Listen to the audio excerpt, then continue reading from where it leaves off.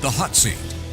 Welcome to The Hot Seat. I'm your host, Hongbin Jeong. With rising concerns about mental health, online harassment, and peer pressure, bullying remains a persistent issue in schools here in Singapore. A student suffering a rupture in her right eardrum after her schoolmates repeatedly slapped and hit her for 20 minutes. A secondary school boys taunting a fellow student at the void deck of a housing board flat. A student allegedly ostracized as bullies forced other students to avoid her. Now, these are all examples of bullying incidents that have happened here in Singapore. But who should take the lead in addressing these? Since bullying often happens on school grounds, during school hours, and among peers, should schools lead anti-bullying efforts? On the other hand, while schools do play a big role, we can also argue that the foundational values and emotional resilience of a child begin at home. So since parents are a child's first educators, should they be responsible instead for countering bullying? If not, is there a better way forward for both parents and schools to work together to create a safe environment where children can thrive socially and academically without being afraid? Well, before we hear from our guests and dive deeper into this debate, here's a disclaimer. The views and arguments presented by our interviewees do not necessarily reflect their personal beliefs or opinions. Instead, they are here to provide a fresh perspective on the topic at hand. On that note, if you'd like to send some questions in for our guests or, tell us your opinions, feel free to WhatsApp us at 88550893 or leave a comment on our Facebook, LinkedIn, and YouTube, as we're currently streaming live on those platforms as well. Now, without further ado, let me introduce our guests who will be sharing their perspectives on this pressing topic. Joining us today is Colin, who is the counselor from Nook Counselling and Therapy, to share with us why the responsibility lies with the school.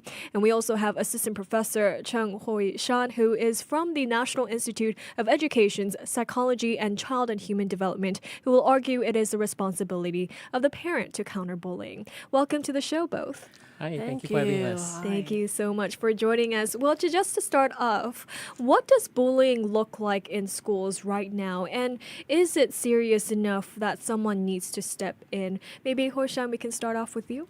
Yeah, so bullying is actually a global phenomenon. It's not it's seen in every school, in every country. It's not just specific to Singapore. So just because of how prevalent it is, it warrants a lot of attention from families, from educators, just so that we give the proper support to all that's involved in the bullying relationship. All right, Colin? Right, adding on to what Huaishan has said, right, it's also a bit more complex and nuanced these days because it takes place a lot in digital spaces. So sometimes people can tagging everyone except for one person in a funny meme, right? Or maybe kids can post something hurtful on their WhatsApp status. It's not as obvious, we're not name calling necessarily. So these things can be a lot more layered. Right. Well, just looking at some data here, last year the Ministry of Education had reported that the average number of bullying incidents had remained steady over the last 5 years. Now, for every 1,000 students, there were an average of 2 incidents in primary schools and 6 incidents in secondary schools annually for any form of bullying, both within and outside of school. So, Colin, can a school with hundreds or thousands of students reasonably monitor every interaction? I mean, if not, isn't there a limit to what the school can do? Right. So I think, of course, right, it's not realistic to expect schools to do the monitoring. That being said, I think I see schools as tree trunks for communities, where almost every young person passes through during their formative years. So schools are uniquely primed, I guess, to have a bit of responsibility in terms of dealing with bullying, for sure, yeah. Right. Well, Shan, if parents are the main line of defense here, then why do bullying behaviors surface when students are in school settings, when they're unsupervised by their parents? I mean, shouldn't schools be more accountable in that way for the social environment they manage daily, given kids are in school more than half a day sometimes? Yeah, so certainly, but schools provide the context for school bullying to happen, right? Just because children spend a lot of time in school, and it's a congregation of a lot of peers in a single space. If you have those things, you have bullying, right? Even if it's outside of the school context or inside of the school context. I do feel that, but school culture is really made up of individual students, and each of them will bring with them their attachment or relationship histories from the home, how they see relationship, and how they even handle relationships with their peers. Definitely. Well, I mean, earlier this year, a case surfaced online which raised concerns about a school's failure to protect its students. It looks like a 15-year-old girl from a secondary school died by suicide back in 2023 after she allegedly faced bullying and fell into depression. Now, according to the Facebook post by her mother, despite repeated reports to the principal and school management in 2021 by both the parents, the bullying was allegedly dismissed, with the school labeling the girl as needy and her mother as a complainer. And unfortunately, ostracized by peers and unsupported by the school, the daughter's mental health declined, leading to her death before she turned 16. So, Colin, if schools are supposed to be the primary line of defense against bullying, how do you explain cases like this where, school authorities were informed but still failed to act? I mean, what happens when the very institution we trust to protect students becomes part of the problem? Who steps in then? Right. So I want to start by saying that I'm not privy to the details of what has happened behind the scenes, so I cannot speak to that. But I think cases like this point to something important, right? Which is what systems are actually in place when a student speaks up and reports to someone. So, oftentimes when a student tells the teacher, where does the information go, right? Does it stop there? Does it move up to level head? Does it go to the principal? And then from there on, does it get flagged to the ministry? I think a lot of that is very opaque. And that's personally that kind of issue. And I also have a personal, I wonder about this all the time, right? If a school is perceived as problematic when they report bullying cases, could that be seen as a reflection of the leadership of the principal? Could that, maybe the teacher's effectiveness as well, right? And if that perception exists, would that trickle down and create a culture where even students might feel like there's no need for me to kind of report this? Right. Well, then, Shan, in regards to this case here, the mother repeatedly reported the bullying, right? But what else could a parent realistically do when the school chose to ignore her? I mean, if a parent does everything right, but the school still dismisses them, shouldn't the blame lie with the institution and not the family? Yeah, I mean, like Colin, we don't have much details about the specific case that you raised, but I feel that, in any bullying situation is always very heartbreaking. For parents, for the victim themselves, and also for teachers, right, who care a lot about their students. I believe that focusing on solutions about people often ask, like, what are some of the things, the consequences on the bullies, right? But I feel that what is also as important is the here and now, like what kind of emotional support our parents or our partners in the community, teachers are able to provide to the student alongside consequences or alongside preventive measures. I think that is really important. Definitely. Well, now in response to the case, then Education Minister Tan Chun Sing urged parents to let schools handle, fighting or bullying cases and avoid speculating or stepping in. He also noted that impulsive reactions such as amplifying one-sided perspectives or undermining school authority can have long-term negative consequences. Well, on that note, it looks like we have a Facebook comment by Neil, and he says that it starts at home with parents. Parental duties and a young person's basic civics education cannot be outsourced. So adding on to that, Shan, parents don't really control school culture, disciplinary systems, or peer dynamics, though. Yeah. So if they do get involved, isn't there a real risk in their involvement based on partial information? Couldn't that actually escalate or misdirect the response? Right. I totally agree with the comment that was just given online, and it's really not about intervention when things start to happen. Okay. Right. A lot of this education or whatnot can happen from a very young age. Building a relationship with the child, having the emotional connection, being the trusted adult in their lives so that they can turn to parents for support and for advice and guidance when things don't go right in the school context, or just having that kind of guidance so that they know that there are other ways to manage peer relationship instead of turning to aggression.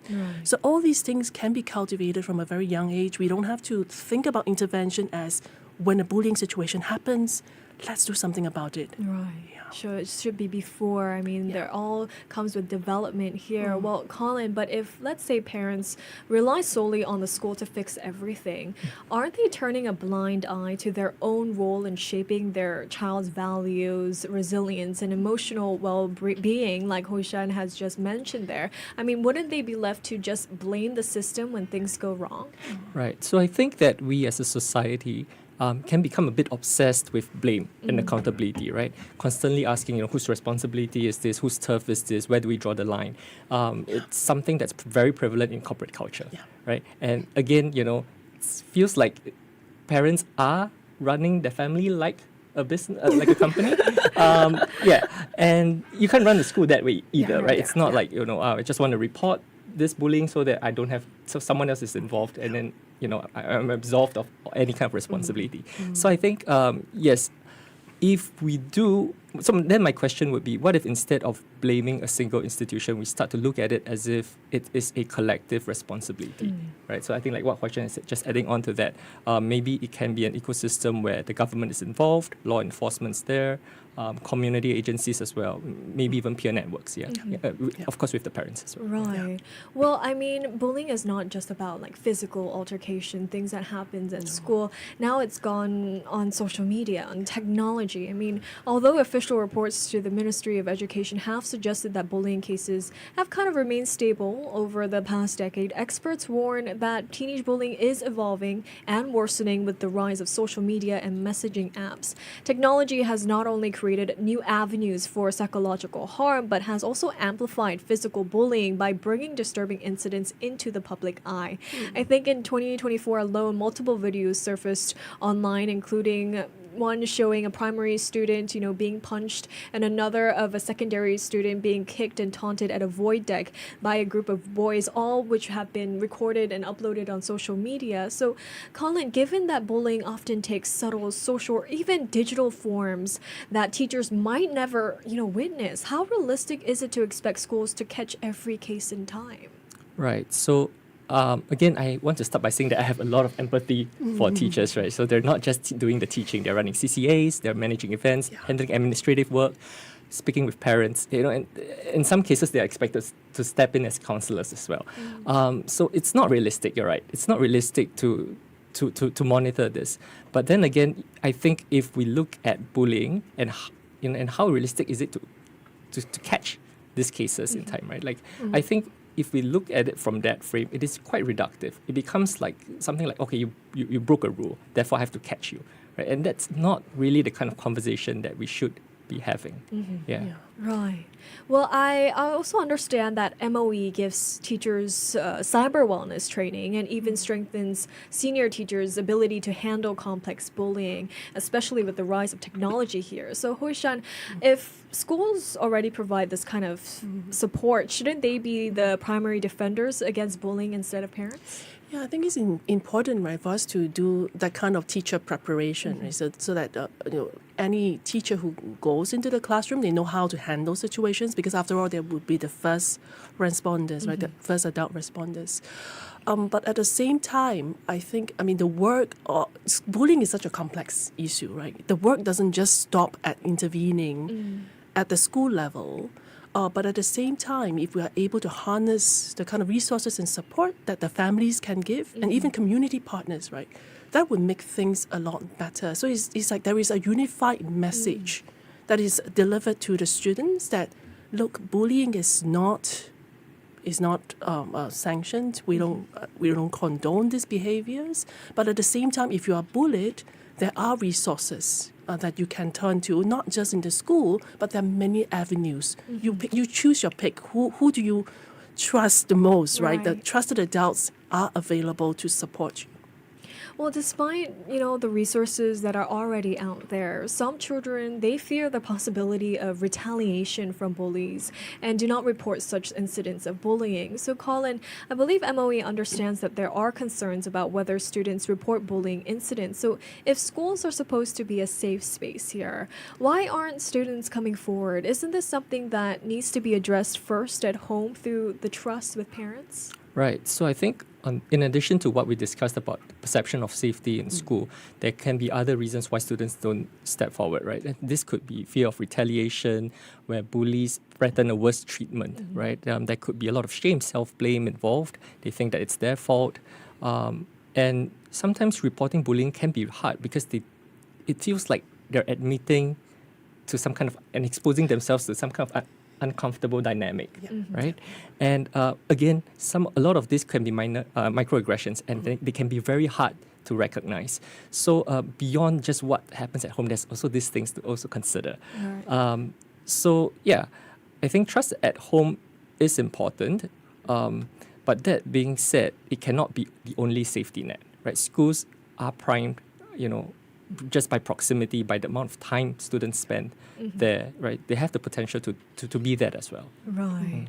Well, according to the Straits Times, citing experts here, social factors like peer pressure may push people to bully others to gain acceptance or show dominance, and others may have grown up in a violent household, and they are more likely to mimic such behaviors. So, Shan, parents are a child's first support system from birth, and values start at home, especially what you said earlier. But what about students whose home environments are broken or even abusive? In those cases, isn't the school the only space where intervention can actually happen? Yeah, we hope that, by the time, the child goes to a school, there's already quite a good supportive system where, maybe things are lacking or support systems that are lacking in a home context can be compensated for by adults in school, for example, or even community, right, social service. I think it's really important, especially, for children, students, to feel that they have some modeling, a good role model to look up to for, building healthy relationship. And at the same time, when things go unmanageable or challenging social situations, they can have somebody to rely on for counsel, for advice, and for support. I think that is important. Teachers may feel that role, school counselors may feel that role, but I also feel that the wider community can also play that mentorship role. Right. I think we've got some great perspective from both of you here. So to kind of wrap up our conversation here, countering bullying may require a collective effort, and I think both of you guys have mentioned it as well. Schools, the parents of both the victim and the bully, and the students themselves, they all kind of need to work together to address the issue swiftly and effectively. But what more should be done here? Can bullying ever be eliminated entirely? Let's take South Korea for an example here. I believe South Korea is kind of known. We've seen a lot of K-dramas out there about school bullying. There have been cases where celebrities have been accused of being bullies back in school. But South Korea is taking action here. All bullying records are kept up for 4 years after graduation, according to a new move. College applications starting from 2025 will also have a submission form to include school bullying records. Starting from 2026, this submission of past bullying records will be mandatory. So should Singapore be exploring the same? What else can we do here? So Colin, maybe we can start with your thoughts. So I think to even think about beginning to start exploring these things, I think it's important again to reframe this conversation about bullies. Instead of asking what is wrong with this student, right? Maybe what we should ask is what has happened to this student that makes them feel like the only way to be seen, to be heard, to have control is to hurt someone else, right? I think only then we can start to look at interventions, from the communities, right? So punitive measures alone, like suspension, they might remove the immediate problem from the classroom. But they rarely address the root cause, right? So in fact, they can isolate the bully even further, exposing them to unstable or even harmful environments at home. And then also, can suspension look more like a rehabilitation for these perpetrators, right? Can they still come to school? But instead of joining the class, they work on behavioral changes, empathy and perspective taking, learn to take accountability for their actions. And maybe also get the chance to make amends through repairing relationships. And on the other side, let's not forget the victims as well, right? So they deserve more than just protection. They also deserve a chance to heal. I think that's where perhaps restorative justice can come in and help the victim reclaim the power, right? Be heard and if appropriate, maybe participate in the process where that relationship can be healed, right? And that restoring that sense of agency for the victim as well. I think ultimately what I'm trying to say is that if bullying is a community issue, then the solution probably lies with the community. Right. Shan? Yeah, I mean, this is interesting, right? We always think about consequences on the bullies, but I think it's a refreshing perspective, right? When we think about how to support victims, but at the same time, for students to be aggressive in the school context, sometimes it may be something that they have learned in the past. It has proven to be working and adaptive. So rather than accusing them or penalizing them for such behaviors, what can we do that comes from an angle of love and empathy, right? To support these students such that they would learn more adaptive ways to interact with others, right? To ask to seek resources without having to use aggression. So I think a lot more needs to be done beyond just disciplinary actions, but really for the whole community to know from both sides that, for someone to come into a social situation with aggression, it means something, right? It means that there is some form of attachment relationship history that needs working through. So are we able to provide that kind of support and understanding as a community? I think that is more important. Right. Well, thank you so much both for joining me today. Thank you Thank so you. much. Thank you. We've been speaking to Colin To, who's a counselor from Nook Counselling and Therapy, and Assistant Professor Cheung Shan, who is from the National Institute of Education's Psychology and Child and Human Development.